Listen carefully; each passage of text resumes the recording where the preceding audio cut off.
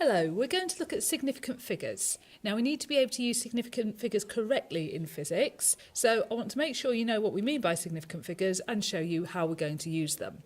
So significant figures, it sort of tells you a little bit about the precision to which we know a measurement to. For instance, if I had a ruler that was measured things to the nearest millimetre, if I had a distance of 39.8 millimetres or 0.398 metres, I can write that to the nearest millimetre, and I can show that using the significant figures.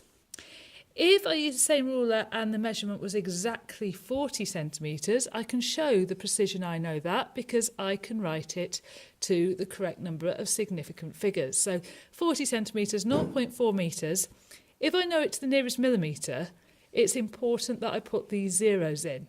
A zero after a non-zero digit is significant. The zeros before are not significant. So, for instance, if I've got a measurement of 0.032 metres, that's to two significant figures. Those zeros are not significant. Those numbers are significant, two significant figures, and again, this is measured to the nearest millimetre, so maybe using a ruler again.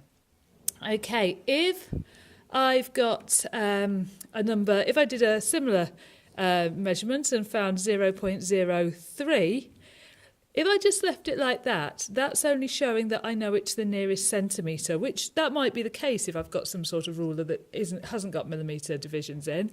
But if I want to show that I've measured it carefully to the nearest millimetre, I would have to put that bit there. So zeros at the start, not significant. Zero at the end is significant if it's after a non-zero digit. Okay, so let's just have a quick check. How many significant figures is this measurement here to? It should be two significant figures.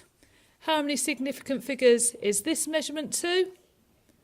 Should be three significant figures. How many significant figures is this measurement to? Again, should be three significant figures. And lastly, how many significant figures is this measurement to? This should be to two significant figures. So whenever you've got a non-zero digit, zeros after that are significant, zeros before it not significant. Okay, now sometimes things get a little bit confusing. So for instance, if I was measuring a force and I wrote the force as 42 newtons, I've measured it to the nearest newton. That's fine. If I've written a force of 40 newtons, well, it's a bit ambiguous. I might know it to the nearest newton. I might know it to the nearest 10 newtons. It's difficult to tell because it's unknown whether that zero is significant or not. The way we can get around this is use standard form. I could write that as 4.0 times 10 to the 1 newtons. 4.0 times 10 to the 1 newtons, so that's 4.0 times 10, that's 40 newtons. Because that zero's after the point, I know it must be significant, because if it wasn't, if I only knew it to the nearest 10 newtons, I'd have written it 4 times 10 to the 1 newton. So just be a bit aware if there's a zero before the decimal point, you don't really know whether it is significant or not. But if there's a zero after a decimal point, like there, we know this must be significant because if they weren't, they wouldn't be there. If we just wrote 0.5, that's the precision we know that too. So make sure you're really clear on knowing what a significant figure is and how you can work out the significant figures. And remember, if we've got one that's difficult to say because it's got a zero before the decimal point, then you can always put a decimal point in and use your standard form to be able to display it so we know exactly how many significant figures we've got. Now, we're going to need to be able to identify the number of significant figures because we need to use them in calculations. The rule is, if we're doing a calculation, we know the calculated value to the least number of significant figures that we've got our raw data to. So, for instance, I'm sure you remember from GCSE, resistance, measured in ohms, is equal to potential difference measured in volts divided by current measured in amps. If we've got a voltmeter and our voltmeter's measured the potential difference as 3.71 volts, that's obviously to three significant figures. If we measure the current using our ammeter and our current's measured at 0.17 amps, that's to two significant figures. So when I want to work out my resistance, I'm going to do potential difference divided by current. Well, that's 3.71 divided by 0.17. If I just pop that into my calculator, 3.71 divided by 0.17, that gives me the answer of 21.8235, blah, blah, blah, blah, blah. Now, what you have to do is you've got to consider how many significant figures to give this answer to. That's to 3 sig figs, that's to 2 sig figs. So you'd give your answer to 2 sig figs. So it's 21.823529. I'm going to round that to 22 ohms. Two significant figures because it's the lowest number of significant figures in your raw data. 3 in that one, 2 in that one. I'm giving my answer to two significant figures. Now, this works with most calculations that you would do. So say we were going to calculate a speed and we knew that speed is equal to distance divided by time.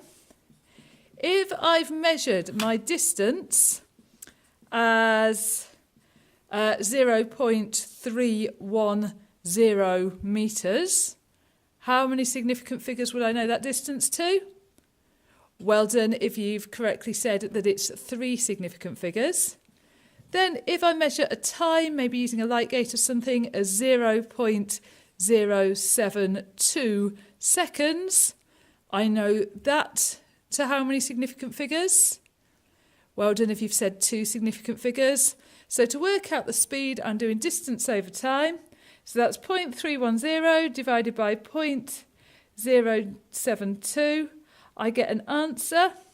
And because that's to 3 significant figures and that's to 2 significant figures, I'm going to round my answer to 2 significant figures. So the speed, in this case, distance over time, it turns out to be 4.3 metres per second.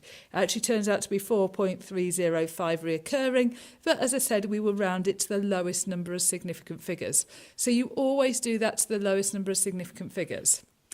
Couple of times as an exception. Oh, by the way, although that's rounded to 2 significant figures, if I was then going to use that in a further calculation, I would use the whole number.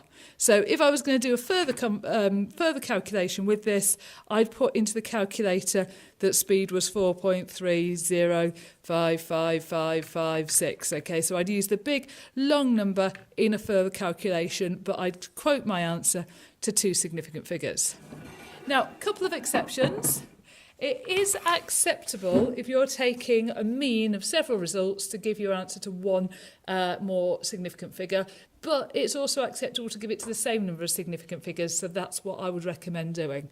So say we'd we were measuring, I don't know, maybe a current, and we got 4 different results. We got 4.27 amps, 4.31 amps, 4.32 amps and 4.28 amps. If we add all those up, we'd have 4.27 plus 4.31 plus 4.32 plus 4.28 divided by 4. We've got an answer of 4.295. What we could do is we could give our average as 4.295 amps because it's got one more significant figure. That's acceptable. However, I would advise just giving this the same number of significant figures so that we would round up to 4.30 amps. Again, that 0 is significant and it would go there because this data is to 3 significant figures. So I'd like us to quote our answers to 3 significant figures. But as I said, you might see sometimes exam papers giving it to 1 extra significant figure. Last little bit, when you get to year 13, you're going to be using logarithms. Okay, it's the log button on your calculator. There's two log buttons that we're going to use, log to base 10 and natural log. Now, if we take a few different values, if I use the value 6.625, if I take the log to base 10 of 6.625, I get an answer of 0.8211858826. Obviously, that's far too many significant figures. Okay, I'll call that column x and that column log x. Sometimes it's just written LGX. Now, let me just try a number 10 times bigger, 66.25. If I take the log of 66.25, I get 1.8211858883. Okay, let's just times that by 10 again, 662.5. If I take the log of that,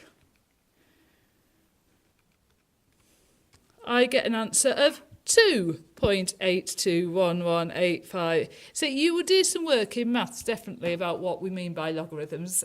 But can you see there's a bit of a pattern here that we've got for this number? All these numbers after the decimal places are the same. And if I asked you to guess what the log of 6,625 is, hopefully you'd be able to guess correctly that the log of that would be 3.8211858883. Now, you won't get onto logs until year 13. Want to tell you now, though, so I know that you've got this, and when you go back and review this in year 13, it's here. This number basically tells you how big, what order of magnitude this number will be. So what you do is you put this number and then count your significant figures afterwards. So for this one, we've got this to 4 significant figures. So here, we'll ignore this number, it's a 0 anyway. 1, 2, 3, 4. So these aren't significant, and I'd round this one up, wouldn't I? So that would be that number there. Here again, 4 significant figures. So we have our first number there telling you how big it is, then 1, 2, 3, 4. So again, I'm going to round that one, and those aren't significant. Same thing here, 4 significant figures, ignore the first thing, then count 1, 2, 3, 4, and ignore those. And the last one as well would be the same, okay? So, logs, bit of an exception. You're not going to come across those to year 13 though. Just remember, whatever calculation you use, you are going to give your answer to the same number of significant figures as the lowest number used in the data in the question. But keep your answer in your calculator and use your answer to more significant figures if you need to do more calculations.